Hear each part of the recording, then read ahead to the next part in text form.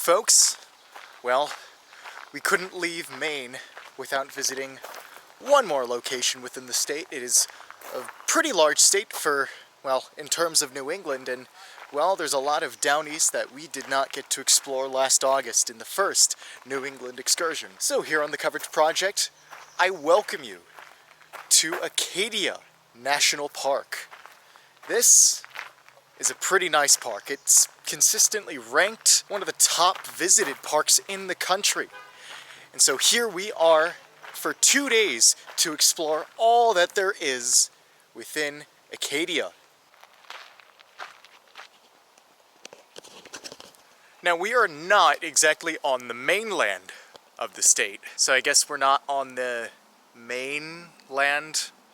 Yeah, only in this state can you really make that joke. But anyway, yeah, we are not where everything else is in Maine. We're on an island, Mount Desert Island. And this island is home to so much natural history because towards the recession of the last ice age, the glaciers pushed and scraped a bunch of natural material off, forming the mountains and the lakes and the ponds and the rivers and the rocky coastline that you see on this island. Having such natural beauty, the Americans, well, we decided to preserve this area. It went through many names, but eventually it got the name Acadia, representing this general area of Maine. Before the European Americans that we know of today settled upon this island, the Wabanaki people claimed this area as their homeland, and they developed a long series of traditions. They utilized the land that they were lucky enough to see, and they got to see what remained of the glacial activity, turning just an ordinary rocky coastal island into an Eden of natural beauty and splendor that you can't really find much else, not only in the Northeast, but all over the country. No wonder it's a national park. Now, at the very center of this Mount Desert Isle, you can find the Sur des Monts area, which is essentially the cultural epicenter of this entire park. We were just walking in those beginning moments with all those plants, the wild gardens of Acadia, and when you walk through that area, you're almost greeted with this field guide of all the natural life you may find when you're on these trails or walking up the mountain or along the coasts. That is sort of your field guide to the park.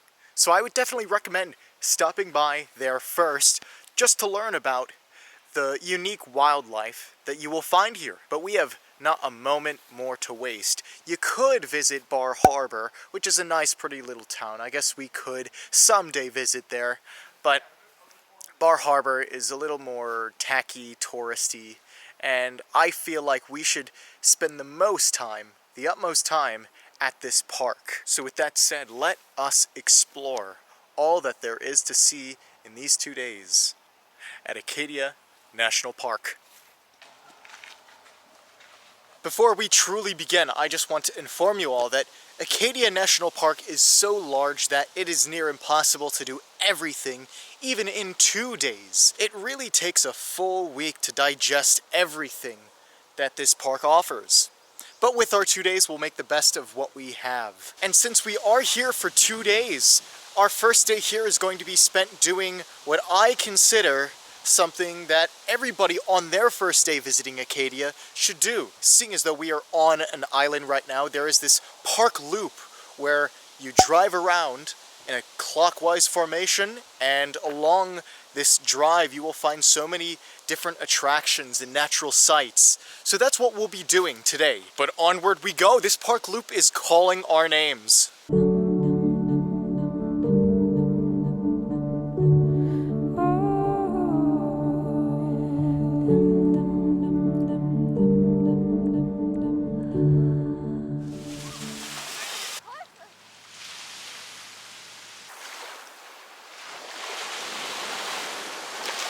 Our first stop along this park loop road is the creatively named Sand Beach. Yeah, I mean, come on. People who founded this place or established this place as a park couldn't find any better name than Sand Beach. Yes, there's sand everywhere. I guess that's an indication of where we are. But I like this view. It's not just an ordinary beach where you see just the sand and the ocean, but you see this rocky coastline with all these coniferous trees. And I'm sure the water is just bitterly cold. It's cold right now, just the air temperature. Mid-50s, that's still no reason to bring a winter jacket. I mean, come on, it's not that cold, but I'm sure if you go in the water, you're in for a icy surprise. To be fair to Acadia National Park though, not everywhere on this island is gonna be inhabited with sandy beaches. Most of it's just gonna be the rocky shoreline you see in front of us. Or maybe just like a pebble or a stone beach. But here at Sand Beach, oh, what a place to put your towel down and relax for the day, right? Nobody wants to soak up the sun rays if it were sunny on a gravel pebble beach. That would be uncomfortable. You're gonna find these beautiful, natural, amazingly preserved mountains. Nothing like tourist trap boardwalks or buildings that advertise on every wall. No, you're gonna find Acadia's beautiful countryside in its such preserved state.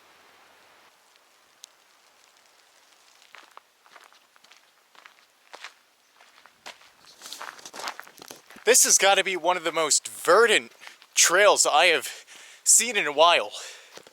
Just the deep green all around us. Yeah, this is Maine. And wow, is Maine's natural beauty amazing. Just accessible from that beach. You just walk across the length of that short little sandy beach and we're in another trail, and we're gonna see some great views on this trail, but I just gotta point out, they don't call Maine the pine tree state for nothing. Yeah, there's all these pine trees with their needle leaves. Between the damp, cool temperatures here today and the type of trees you see and the type of nature we're all being witness to, it just gives off that iconic Acadia flavor. The atmosphere is one of a kind, I'll just say that.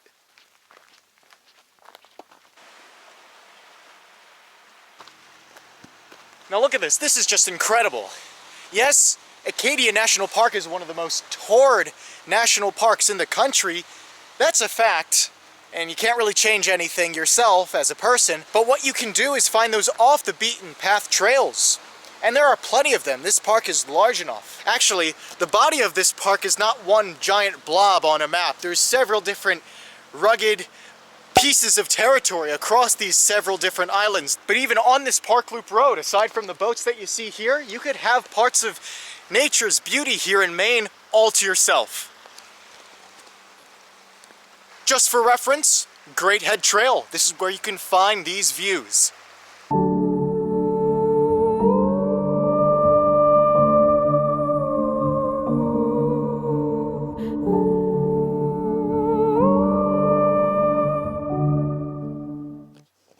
Alright, we did it.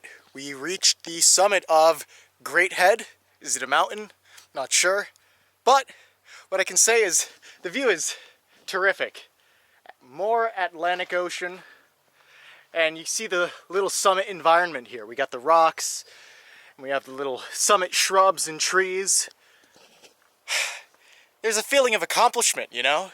This is not the only summit we'll be seeing.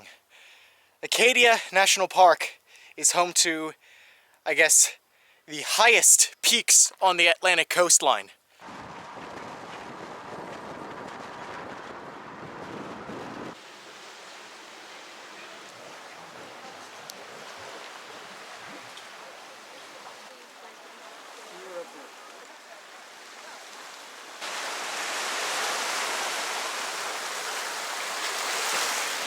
Now, not too far away from the sandy beach that we saw earlier, this is Thunder Hole. I don't see much of a hole here, but I'm getting into semantics there. This Thunder Hole is a very interesting place because, as you can see, there's all these rocky formations, and it doesn't stop once you hit the sea.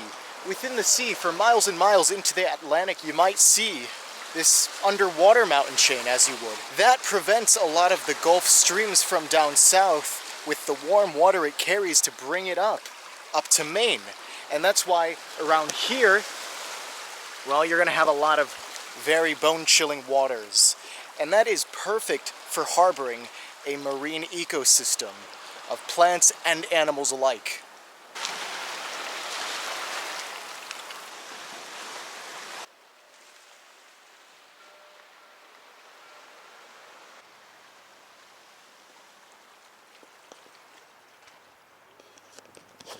And not too far from Thunder Hole is the Otter Point.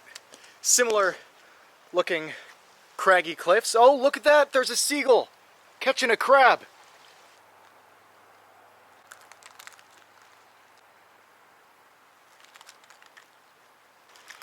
Now, in a cold water environment like this here in Acadia, there's got to be plenty of crabs and other crustaceans and fish around. So much so that, well, this seagull had an easy lunch today, I guess. But anyway, it is here at this Otter Point area where you can see amazing Maine scenery. I mean, look at this. Actually, this reminds me more of Alaska or someplace in the Pacific Northwest rather than Maine. You're not going to see this on the Atlantic coast very much. Thus, it's kind of a rarity to see these beautiful works of nature. All this beauty does come at a price though. $30 gets you here. And I think thus far on the coverage project, this is our most expensive national park visited. Yeah, that's why I would suggest getting one of those all-access interagency passes. They're very, very handy. The one I have has paid for itself time and time again.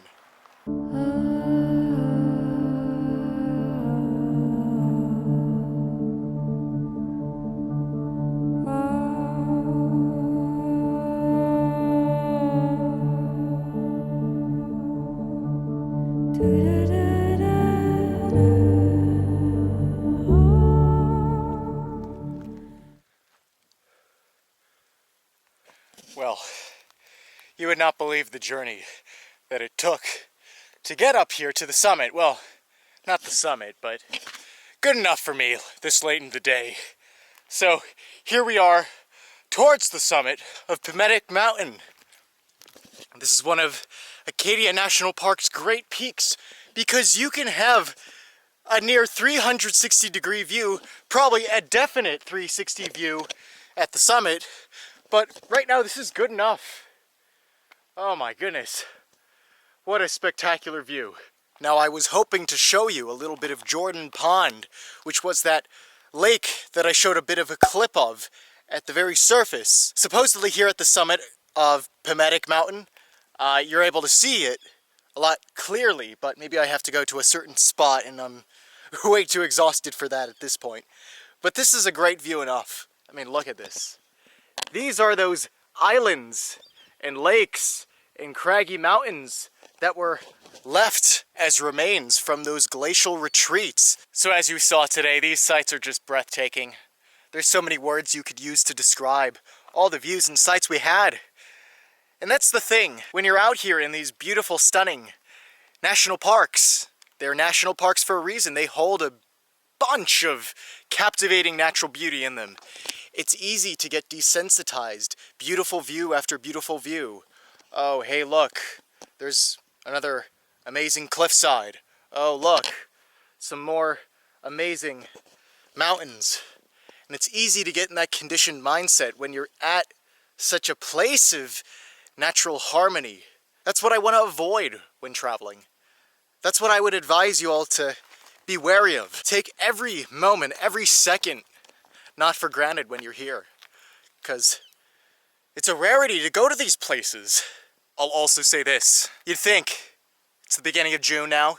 Maine would be warm enough by now, but some days it just gets kind of cold and dreary. And usually, on the days I wear this orange flannel, it's real hot and muggy, or it's just not the greatest day to wear it. And so I kind of criticize the orange flannel, but today it really came in handy. So thank you, orange flannel.